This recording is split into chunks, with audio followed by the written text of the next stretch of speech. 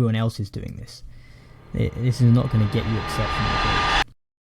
So Mr. Udoka here is one of the bigger channels in this study niche. He should be in first year uni right now. A day in my life as an A-level student. I start off the morning bright and early, getting up around 7 AM. This was a bank holiday Monday, so I had the whole day off to get lost. Like every morning, I start off the day. Yeah, and this is a part where I just go on a bit of a rant about Anki. With my Anki flashcards, making sure to do all my reviews. So I was doing my Anki chemistry cards. I think Anki is a great software. If you're not using it already, make sure you hop on it. I absolutely love it. It's great for subjects where there's a lot of memorization involved, such as chemistry. I also really enjoyed using it for biology last year, and it helped me get an A in my... Again, no hate to Udoka here. He's doing what he thinks works. I think, again, a massive mistake is to memorize chemistry. That's probably the worst things you can do. Biology is understandable, right? Biology memorization works well for biology, solely because of how much content there is. Just by memorizing, you end up outperforming quite a lot of the people in your year group. But with chemistry, to be honest, I got lucky with this because I saw people in my year group who would just beat me in my tests without revising, right? And I was out here memorizing all my past papers, every single question. And that sort of just showed me that chemistry is all about understanding what's going on. You don't have to memorize anything in chemistry. In all honesty, I don't think you should be using Anki for chemistry. Stay away from it as much as possible. Chemistry paper 1. Right now, my school has been saying a lot of past papers. We've been getting set about 3 maths past papers a week. So paper 1, paper 2, stats and mechanics. And then for chemistry, we're being set about 2 past papers a week. At this point, with a month or less than a month to my first exams, it's just best to be going over past papers and making sure you're familiarizing yourself with how questions are structured. For chemistry, paper 1 and paper 2. I think 1 month is, 1 month is a good sort of leeway. Really, you just want to schedule them in. So you want to work backwards. If you look at your exam, what date you've got your chemistry paper 1, work backwards, figure out how you can fit in every single past paper within a good time gap between each of them before your exam. And you probably want to stack a few of them right before your exam, because when you're in that sort of mood and you've done 3 past papers in a row, the 4th past paper, obviously it won't be a past paper, the 4th paper that you actually sit in the actual exam, you'll just feel like you're doing another paper, right? So yeah, it's good to work backwards from there. So a month might be too early, depending on how many papers your exam board has, but still it's pretty good. 2 questions are guaranteed to be asked. Like, for example, there's probably going to be like a 6 marker on complex ions and things like that, and there's going to be a nice couple big marker questions on titrations, so make sure you focus on those key areas. That's good. I wouldn't do that a month out. I think do that with a week left. You really want to be prepared for anything, especially when you're a month out. You don't want to be focusing on just specific topics. You want to focus on whatever you're weak on. So there is this guy who will do breakdowns, right? So he started doing this a year ago.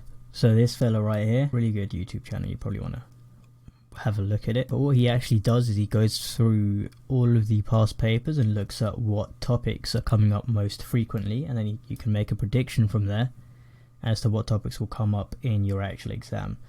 So if we look at, for example, the chemistry paper that I took last year, it'll probably be one of his most popular videos. Yeah, it was this one, right? So he'll do a video like focus on these topics. So you can see here, right? Let's have a look. You got chemistry, these 3 had the most marks, right? And he's got this whole breakdown. And I'm pretty sure actually all 3 of these showed up in my exam, and they're pretty big topic areas. So these were actually really accurate in terms of what will show up. So like, for example, being completely confident on this top half is a good idea. So yeah, doing some sort of analysis like this is good. I used to try and do that when I was on my GCSEs. I'd try and do it myself. That's what I'd warn you from not doing, because it takes a lot of time to pull something like this together, and you end up wasting so much time that you could just be spending revising, and then there's still a chance it doesn't really serve you, right? So if this guy has made a frequency table like this for you, then use it near the end of your exams, but don't make one yourself. It's a waste of time. I've gone on a bit of a tangent there, but with this sort of stuff, do it a week before your exam and use this at the end of your preparation. Don't use it as your start. Yeah, I mean, how I'd go about this, if you've seen one of these videos and they've got, for example, predictions on what will come up, just do loads of difficult practice questions on these topics, so the most complex ones, and then you'll sort of be prepared for any sort of application question that they throw at you. At 9:30, I head on downstairs to make my breakfast. We're starting off the day with 6 eggs. Yeah, you heard me, 6 eggs. We're trying to put on some size right now, bulk up a little bit for the summer and the winter, and just improve my fitness. So we're getting 6 eggs, a couple slices of brioche toast with some salami, making sure to hit my protein targets for the day. Looks bad. At 10:15, we're back at it again, marking papers and doing some maths. I prefer working in 2-hour blocks, so work from 7:30 to 9:30 and then 10:15 to 12:15. I just feel working in longer blocks is a little bit better. I used to work in 4-hour blocks, which you might have seen from one of my first videos. 4 hours is just too long to be sitting down in one place and not eating, and So a real good technique for this, which is very underutilized, timing. So like focusing again on stuff like this, where you're thinking about whether I should sit for 2 hours of study blocking or 4 hours. I think it's quite arbitrary, just picking a random number and saying, yeah, this works better. Anyone can do that, right? So it'll obviously be different for everyone, but what you can actually do, first of all, something like this is really good. So this is quite expensive, so you don't have to use it, but I was using it during my actual exams. It's basically just like a timer, and it's got like neural beats that are actually like sort of scientifically proven to help you focus a bit more. I didn't really see much of an effect of them, but they've got a pretty nice timer, so you can set it off and it will just time how long you've been doing it for. And what you want to do with this is basically just keep going until you're in a flow state. So what you'll notice after like 20 minutes or so of studying is you're just going to be in a flow state. You'll forget about time, and you want to stay in that for as long as possible. So a lot of you might be able to get into that flow state, and you might have 2, 3, 4 hours go by without losing focus. And what you might be doing, if you're doing 2-hour blocks like Yudoka here, you might just be cutting off your flow state abruptly with no real reason, apart from the fact that you've told yourself that you're doing 2-hour blocks, right? So what's actually better is get into that flow state and then stay in it for as long as possible. As soon as you start to feel that focus slipping, so a few examples of that focus slipping is you're like rereading the same page like 5 times over and you're still not understanding what's going on. You're just like slumped on your desk and you can't really be bothered to do any work, or you're spending more time just sitting there rather than doing work. A few sort of ideas like that, but you'll be able to tell when your focus is slipping compared to when you're just hammering questions down or hammering through whatever work you've got, right? That's when you take a break, and the break that you take is you just take 10% of the break of however long you've studied, right? I think it's 10 or 20%, whichever one works better. Try both of them. I think it might be 10%, but let's say you studied for 2 hours, then take 10%, right? So that'll be 12 minutes, right? And then you can go again. It's probably 20%. 12 minutes is quite short, but try both of them. So 12 or 24 minutes after a 2-hour block, and then you can go again, right? And that's sort of the better way of doing it. It's not Pomodoro. It's like a modified Pomodoro, but that's sort of what I'd recommend for hour blocks. What I do again is I wouldn't really look at the rest breaks that much. I don't think the rest breaks are that important, but again, I would set that timer off, wait until just keep going until it sort of my focus strips, and I'd find it would cut out around 2 hours, and I'd just stop there. And I'd only work for 2 hours a day, so I wouldn't go above that. It's not a good multitask, if I'm honest, so I've kind of stopped doing that altogether. I know a lot of you are probably wondering what's happening this year. I'm retaking my A-levels, I'm retaking my maths and my chem. Contrary to popular belief, I did not fail all my A-levels, I just didn't get the grades I wanted, and I knew I wanted to reapply anyway because the unis I applied to last year, I just wasn't happy with. So I'm retaking my maths and my chem. A lot of people speculating on things in the comments. Like, I don't know why people are making up lies. I haven't really said anything online, so if you're hearing stuff, it's probably not true. If you want me to make a full video about the situation, I'll happily do that. But there isn't really much to say, you know. Sometimes in life, things don't go exactly as planned, and that's okay. Minor setback, major comebacks. We're going to do well this year, and I'm going to go to a great university in September. So yeah, keep an eye out on the channel. Don't worry, I'm not done with it. Honestly, Udoka and Revishan, no, not throwing any shade at them, but they end up not doing that great in their actual exams because, first of all, it's not their fault. It's just the techniques that everyone's telling them works don't actually work, right? What he's doing here with the Anki flashcards and past papers, like everyone else is doing this. This is not going to get you exceptional grades. Unless you just unless you beat them on the amount of time input that you put in. And the reason the people that do well with this sort of stuff, that will outperform everyone with the sort of same exact technique that Udoka's using here, are the people that are just naturally very. I'm not saying that it's impossible for him to do well with the techniques he's using. After studying and having a lovely lunch break, I get myself ready to go to the gym at 2:30. So I'm going ahead and picking up my mate. It's always good to go to the gym with someone. Today was a push day, minor shoulders. So started off with some bench that I didn't film. Moved on to incline dumbbell press. We're at like 32.5s right now for reps. Pretty happy with the progress. I started going gym quite recently, so in the last like 2 months. It's been great. It's done a lot of wonders for my mental health, and it's really nice to be able to see progress. Another thing, in my opinion about Udoka, is he's killing it on YouTube, right? I don't think there's any reason for him to go to university. I'm not sure why he wants to go to university. He could take this full time. He can make more money than whatever sort of job he's trying to get after university. I'm not sure, again, what he's trying to do at uni. I think it's medicine. I know he's taking chemistry and maths, but I don't think it's medicine. Honestly, I really think he should have taken this full time. I think he should have just dropped out. Vishan, I'm not sure what he's doing. He's probably doing something similar. But I guess it is what it is. If I was him, I would have gone to whatever uni he got into just to experience the uni, which is, I assume, one of the reasons he wants to go to uni, to experience that sort of lifestyle. And then I'd continue doing whatever he's doing here and just get bigger. Right, and we're different people, so you can't stress how important regular exercise is during exam season. When you're sitting down for prolonged periods of time and actively recording a lot of information, it can take a toll on you. So get out there, even if it is just for a walk or a little run. Make sure you're doing something to wind down and treat yourself. We're done with gym. I guess that makes sense. I don't usually like the advice where it's sort of telling you to do something else and that will help your actual studies.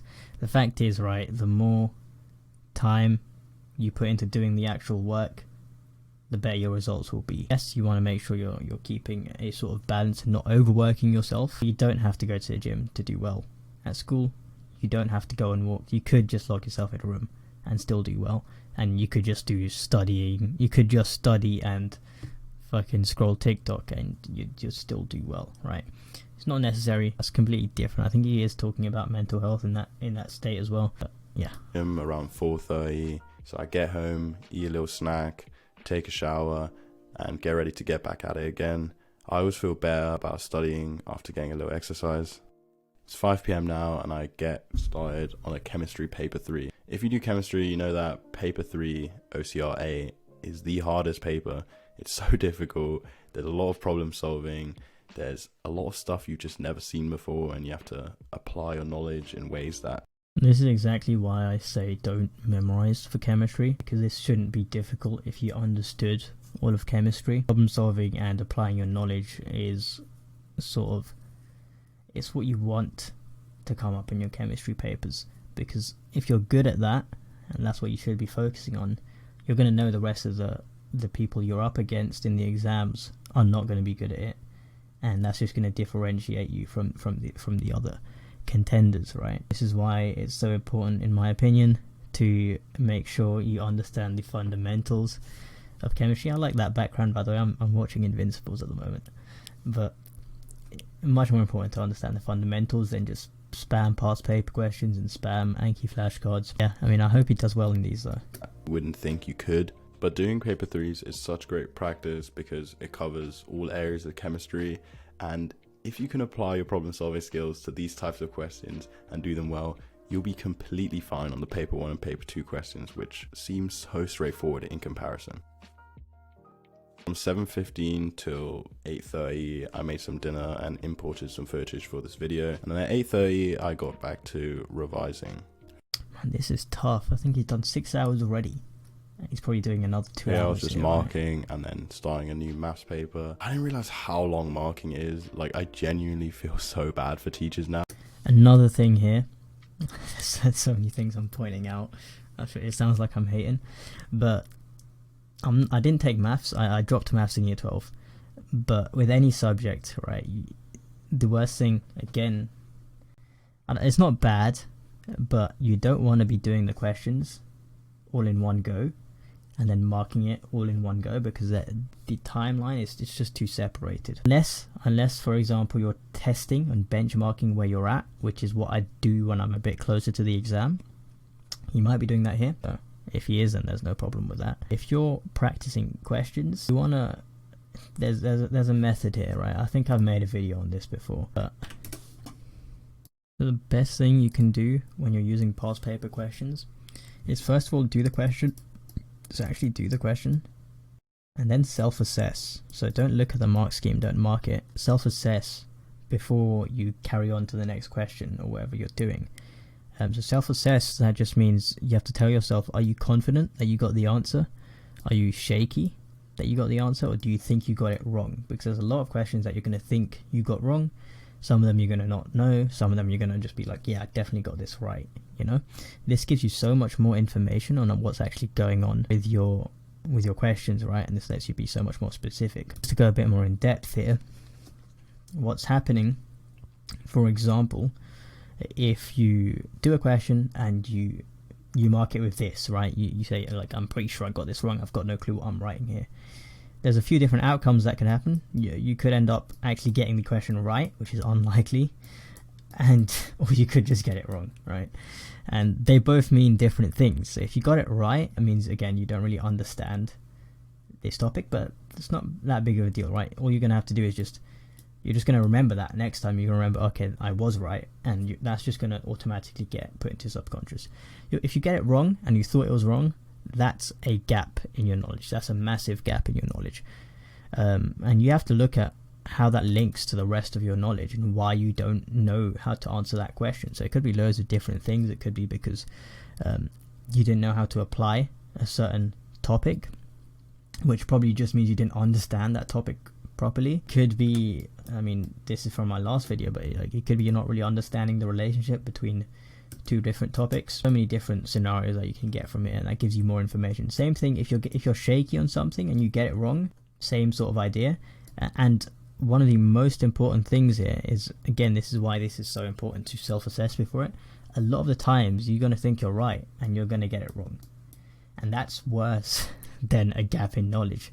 That's just misinformation. It's straight up you're misinformed on something, and that could be detrimental to the rest of your exam if you're keeping that sort of misinformation in your head.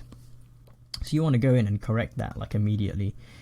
And I want to keep a sort of like a logbook of what's going on and like what question types you're getting wrong, an Excel spreadsheet of like where you're dropping most of your marks, etc. And doing this self-assessment step in between is really important. But then a few things you can do from here, actually. So this is, again, getting really in depth. You can do these two questions. So one of them you're unsure, and one of them you think you got them wrong, right? Instead of going to the mark scheme and marking it, what you can do from there is take out your textbook, take out whatever material you want, and make yourself a model answer. All right. And the reason you do this is because it's gonna build out those connections again. It's gonna correct what information you've got. It's gonna help you learn how to apply the information that you sort of know. And sometimes you might find that, okay, I thought it was wrong, but I figured out it was right after my model answer. Or you might find out I was just completely off the tracks, and now that I've seen this model answer, I understand how this all links together. Just gets your brain to work in a different way. I think this is so much more important. I mean, so much more high leverage than just going straight to the mark scheme and then, for example, memorizing the mark scheme for the next time, right? Once you've got that model answer, then you can go to the mark scheme and then you can mark it, right? So you can mark the model answer and you can mark your original answer.